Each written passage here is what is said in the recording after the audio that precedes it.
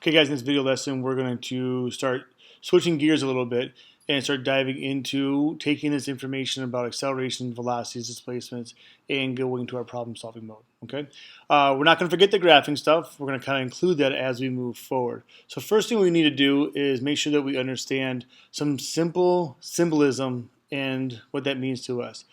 Okay, so here we go. Delta x, okay, is our change in position, okay? That would be the same thing as saying the displacement in meters, okay? We're going to solve this stuff in meters. Velocity final, okay? V for velocity, the little f stands for final, okay? That's going to be in meters per second. Our velocity initial is going to be in meters per second. Acceleration, lowercase a, meters per second squared, and of course our change in time as we kind of move through here. All right, so those are our basic variables. These are a list of variables that we should actually write down in our problem solving anytime we solve a problem. Okay, so as we kind of move forward, that's one thing that we're going to make a note of, is that we're going to keep track of these variables as we go. Okay, the first thing we want to dive into is how do we solve for change in position, okay? Or basically, what is our displacement, right? So when we talk about change in position, that is the definition for displacement. We always measure that in meters, okay? You might get problems that have it in centimeters or other units, and we may need to do some converting, okay? We need direction with that, because displacement is one of our vector quantities. Now, this is probably the easiest of all of our problems. To find the change in position, or our delta x, we're going to take the final minus the initial. Make a note of that, because it is always the final minus the initial. So it's the end minus the beginning as we do that. Okay. Now, practice problem with this. We're 2 kilometers east of school. We go for a run to our friend's house, which is 5 kilometers west of school. What is your displacement? All right. Now, if we set this thing up, in this case, we don't know our displacement. Velocities do not matter, accelerations do not matter, and time does not matter, because all we're really solving for is just delta x. So we know that the delta x is x final minus x initial, and if we plug this in, one thing I need to do is I need to make my positions one positive, one negative, because I start 2 kilometers east of school. Okay, so we kind of get a number line. If this is where school is, I start 2 east of school, and I go to 1, 2, 3, 4, 5 west of school. So if school is my 0 point, I'm going to start saying that I'm positive 2 here, and I'm negative 5 there. Okay, so my final is a negative 5 meters minus my initial, which was a positive 2 meters. So I get a change total of a negative 7 meters. Okay. Now the negative sign works, or I could say 7 meters west. Either one of those work. Okay. Again, we see the graphic here showing that idea, our initial and our final, and we get our answer of negative 7 kilometers, or 7 kilometers west. Okay. So that's our first one. Now, once we know position, we can then move on to solve for velocities. All right. When we deal with average velocity, there's actually 2 ways to solve for average velocity. So here's the first way. When you have a velocity is your change in displacement, okay, over time. Okay. So it's going to be meters per second as we do this. So what is our change in displacement over time as we do this? So add over time in here. That should be as part of this in terms of our note here. It's change in displacement over time is our velocity.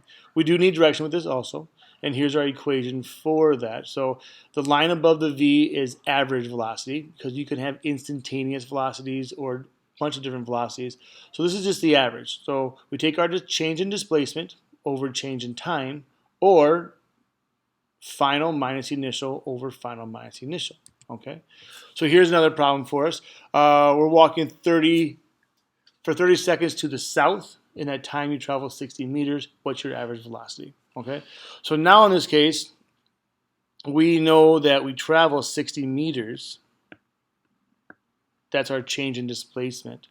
We walk for 30 seconds south, so our time is 30 seconds. Because we're heading south, I'm going to make south negative. in this scenario. You could make it positive, which is fine, but I want to make it south.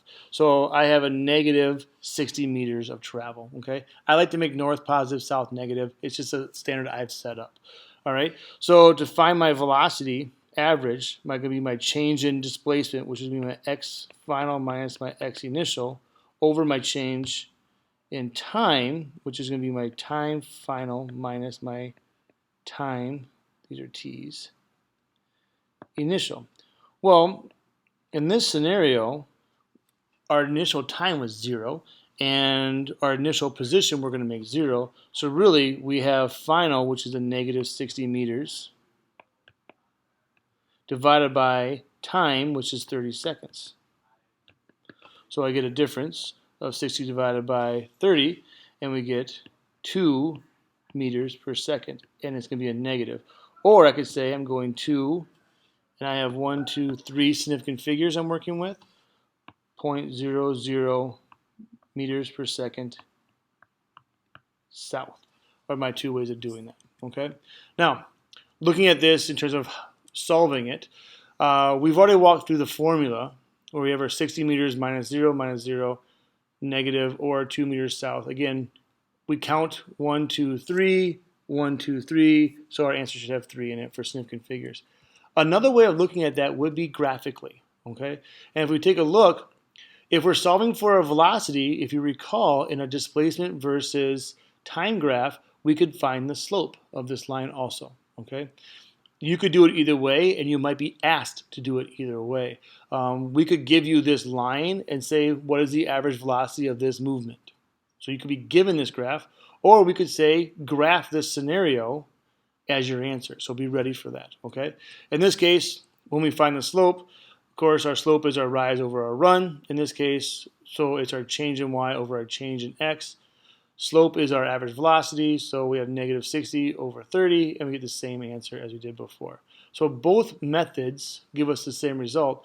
Visually, this gives us a little bit kind of a quick reference of what's happening, what's going on, but mathematically, we can do it this way also, okay? The second way to solve for average velocity only works if you're under constant acceleration, all right? If we take a look, we're solving for change in velocity is your initial velocity plus your final velocity divided by 2, all right? That seems familiar to me. Let's do this instead, okay? What's the average of 23 and 57, all right? So if I said average out 23 and 57, go. What would you do? Most students would take 23 plus 57.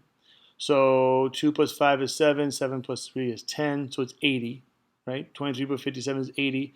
There's two numbers you divide by 2. So the average here is 40, okay? That is what we're doing here also. You take your initial velocity plus your final, dividing it by 2 to get the average is all you're doing. It only works under constant acceleration because if we change our acceleration during the problem, this falls apart on us, all right? Lucky for us, we will be working under constant acceleration pretty much always, all right? So here's our problem. From the top of the Empire State Building, you throw a penny downward at 5 meters per second. After it has traveled to the 33rd floor, it is moving at 30 meters per second downward. What's the average velocity of the penny during this time? Okay. So again, we go back to our variables. In this case, we don't deal with x at all. We have a final velocity of 30 meters per second. And downward, I'm going to call that negative. And we started at a velocity of 5 meters per second downward, so I'm going to call that negative. We don't know the acceleration, so that's not part of our problem. And we don't know time either. So really, all we know is final velocity and initial velocity. So in this scenario, the way we have to solve this is by using that equation.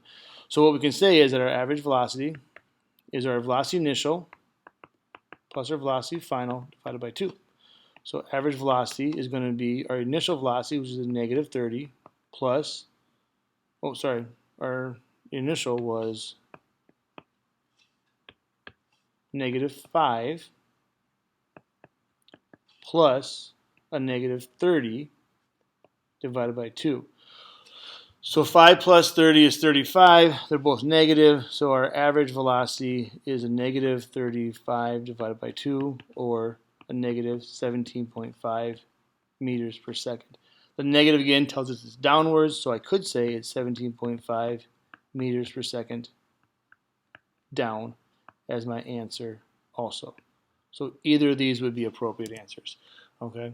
In this case, there really isn't a way to graphically solve this. You can, but the graphical way is more complex than just the math itself. So we're just probably going to tackle this just through the math. Okay. So again, we see our differences here are negative or the word downward in part of this. Either of these two answers are acceptable in this case. Okay. We're going to stop the video lesson here because the next thing we dive into is accelerations, and I want to split this up into smaller segments in case you need to come back and review it. Thank you.